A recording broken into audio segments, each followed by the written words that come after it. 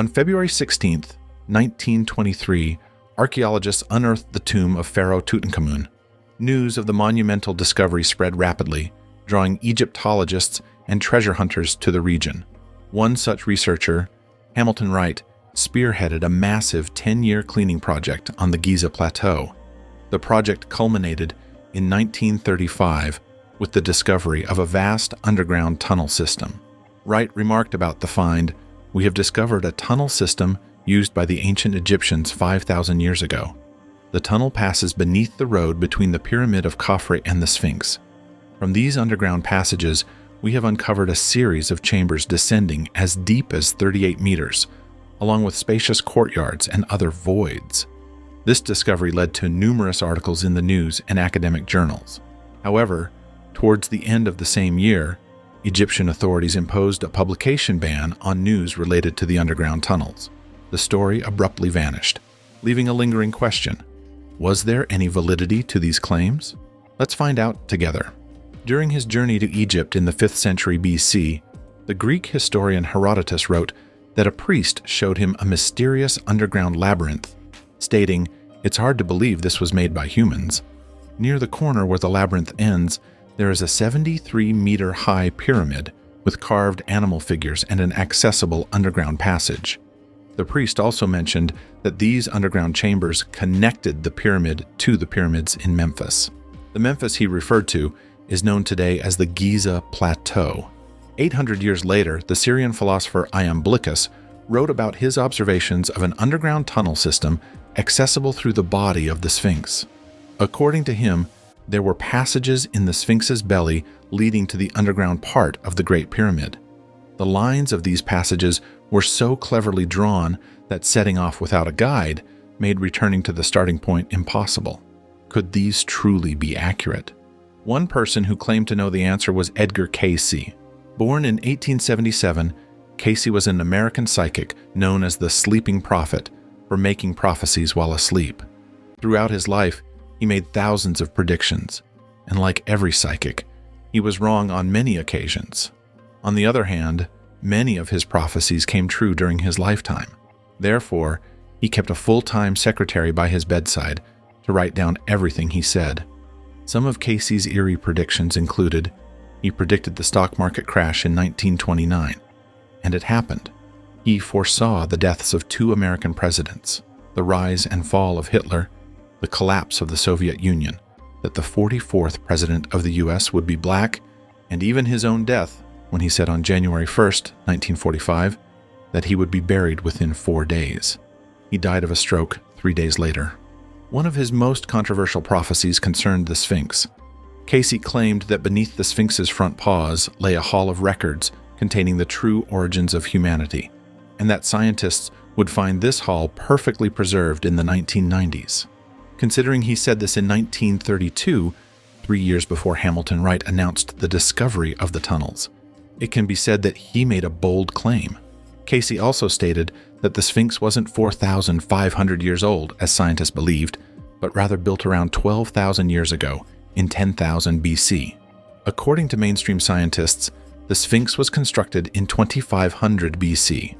However, things get complicated when you look at the reasons scientists rely on to date the Sphinx. For example, it's assumed that the Sphinx was built by Pharaoh Khafre to protect the Great Pyramid, considered to be the tomb of his father, Khufu. The strange thing is, no mummy has ever been found inside the Great Pyramid, let alone Khufu's.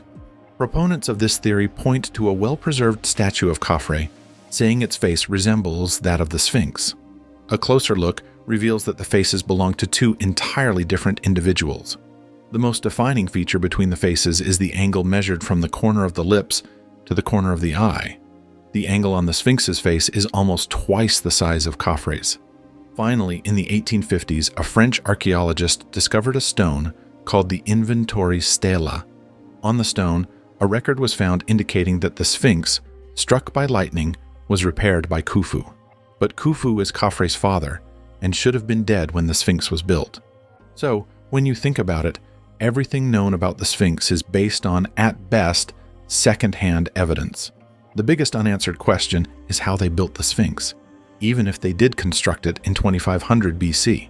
Unlike the pyramids, the Sphinx wasn't built with blocks. It was carved from a single piece of limestone, directly from the bedrock. Workers first extracted massive limestone blocks from the ground around the Sphinx and used these blocks like giant Legos to build a nearby temple complex. We can be so sure about this because the geological layers within the temple blocks perfectly match the layers of the walls around the Sphinx. Some of these blocks are 9 meters long, 3 meters high, and 3.5 meters wide, each weighing approximately 200 tons. Moreover, it's rumored that they did this using nothing but ropes, pulleys, and ramps. This brings us back to Edgar Cayce's prediction. Among his claims was that the legendary advanced civilization of Atlantis, sunk beneath the ocean, was actually real. He also said that the entire history of Atlantis was contained in scrolls found in the Hall of Records beneath the Sphinx. Before calling this man crazy, let's look at where the legend of Atlantis originated. Plato, who lived in the 5th century BC, described Atlantis as an advanced ancient civilization founded 9,000 years before his time by beings who were half god, half human. Since Plato's accounts of Atlantis were the only known record of the city's existence, it was assumed that this story was a myth, not reality. Of course, Plato never claimed that the city didn't exist. All he said was that he heard the story from conversations with various poets and priests. One of these conversations involved a Greek statesman named Solon. Solon tells Plato about his meeting with one of the Egyptian high priests. Apparently, the Egyptian priest asks Solon to tell him the history of the Greek people, to which Solon replies, "In the beginning humans were created, then there was a great flood, a great disaster, and humans were created again." After saying this, the Egyptian priest starts laughing, confusing Solon. The priest explains, "There have been many destructions in the history of the world, and the earth has been resettled each time. You Greeks only remember the last one, but there were many disasters before that. Even though you have lost the records of previous events, we still have them." Could this priest have been talking about the records Edgar Cayce mentioned? To answer this question, we need to go to the 1990s. In 1991, American Egyptologist and geologist Robert Schoch conducted a series of studies using seismic surveys around the Sphinx. The results of these studies were so groundbreaking that a 1-hour NBC documentary titled The Mystery of the Sphinx was produced and watched by over 30 million people on television. In the documentary, author John Anthony West and Schoch presented their findings, discussing the erosion marks seen on the walls around the Sphinx. West and Schoch stated that the erosion marks didn't resemble sand and wind erosion. It could only be water-related. But how could there be so much water erosion around the Sphinx when the region has been a desert for the past 5,000 years? Initially, you might think it was caused by the Nile River flooding over the years, but if that were the case, the marks it left would be entirely different. So, the erosion was caused by rain. Surprisingly, no other geologist could refute these findings, even if they wouldn't admit it publicly. Let's look at what John Anthony West said through some of his friends. "I met a very famous geologist at Oxford and asked him a straightforward question. I asked if, based on a photograph, he could tell the difference between water erosion and wind and sand erosion as a geologist. He hesitantly said, yes. Then I took a picture of the Sphinx. Covering its head and paws, I asked him what could be responsible for this erosion. He looked at the photo for a bit and answered, undoubtedly water. Then I showed him the photo as it was. After looking at it for a while, he said, if this is really water erosion, then the Sphinx must have been built at a time when the region wasn't the Sahara Desert, but rather received heavy rainfall. So this was either a strange geological anomaly, or the Sphinx belonged to an older period. The conditions that fit these criteria last appeared 12,000 years ago, towards the end of the last glacial period. What ended the last glacial period was the increased storms and rainfall due to climate change. Also, 12,000 years ago, humans lived in small, hunter-gatherer groups. There was no society on the planet capable of creating the largest monolith to date, or so it was thought. As West said, proving that the Sphinx dates back thousands of years before Egypt's dynastic period would mean the existence of an advanced civilization in the distant past. Water erosion isn't the only surprising finding discovered about the Sphinx. researchers found a chamber-sized void beneath the Sphinx's left front paw. After West and Schock revealed these findings in their documentary, the rumor of an undiscovered chamber beneath the Sphinx spread rapidly. Egyptian authorities immediately halted West and Schock's research. At the forefront of those banning the research was Zahi Hawass, the Egyptian Minister of State for Antiquities Affairs. In other words, he's the spokesperson for what we should accept as ancient Egyptian history. According to him, West and Schock's research was nothing but American delusion. In 1996, a year after West and Schock's research was banned, a new $10 million project aimed at excavating the ground around the Sphinx was approved by the Egyptian government. The person leading the project was none other than Zahi Hawass. To attract public attention, they released a promotional video showing Zahi Hawass entering the tunnels beneath the Sphinx. In the video, Hawass is seen entering the Sphinx through a hole leading to an underground tunnel. Once inside, Hawass excitedly exclaims to the camera, "Even Indiana Jones wouldn't have thought of this. Can you believe it? We're currently inside the Sphinx, in this tunnel. Nobody knows what's inside this tunnel, and we'll be the first to open it." The promotional video ends there, but the rest of the story never came. 2 years after the project started, Hawass abruptly stopped the work, saying there was absolutely nothing beneath the Sphinx. He even went so far as to deny the existence of the voids leading into the Sphinx. Of course, this was a bit nonsensical because the existence of the voids had been documented long ago and was even seen in the promotional video. When questioned about this, he said these were probably holes dug by treasure hunters, and there was nothing inside. If that's truly the case, why wasn't any evidence provided, at least with a picture or a video? Why did they completely seal the holes and forbid others from going down there?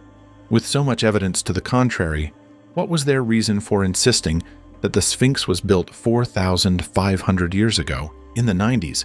The go-to response against any evidence suggesting otherwise was, if the Sphinx was truly built by a very ancient civilization or culture, where is the similar evidence dating back to that period? The discovery of Göbekli Tepe provided a good answer to this question. As excavations began in the area, large circular structures supported by massive stone pillars, each weighing 7 to 10 tons and standing 5.5 meters tall, were found, and many of these stones were seen piled on top of each other.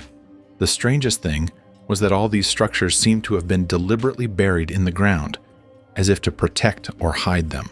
After examinations, modern scientists dated this site to around 12,000 years ago.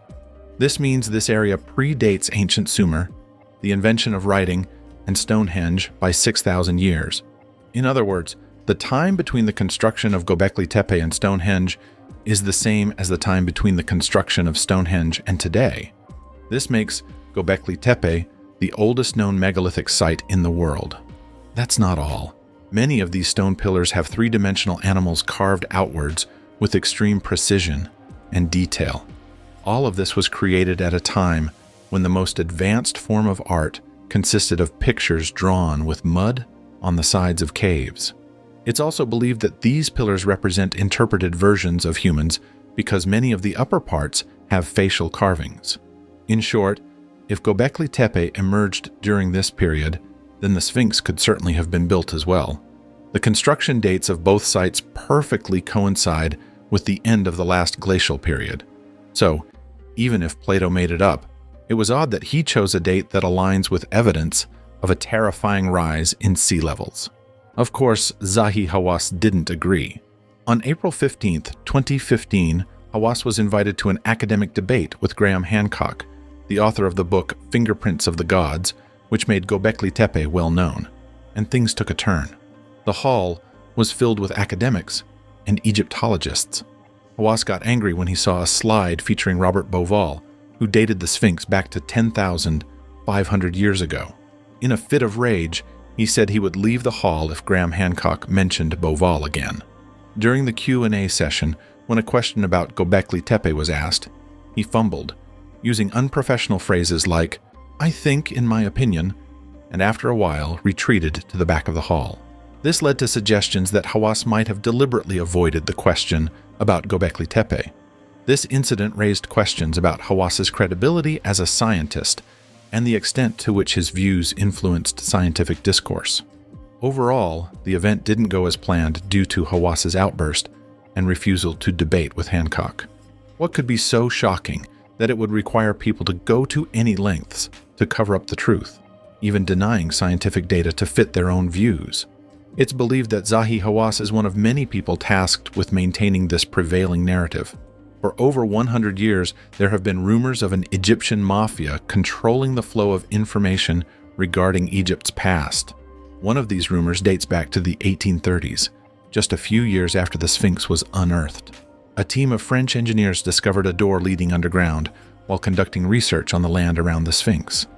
Shortly after, some sinister-looking individuals they encountered forced them to completely stop their research. If you visit the area today, you'll see that the ground around the Sphinx is mostly flat rock, except for the exact center between its two front paws. Do you think the floorboards and other stones between the paws were placed there just for aesthetics? These floorboards have been there since the Sphinx was unearthed. Could the added stones and boards be the roof of a chamber beneath the Sphinx? If so, could there be an archive belonging to Atlantis here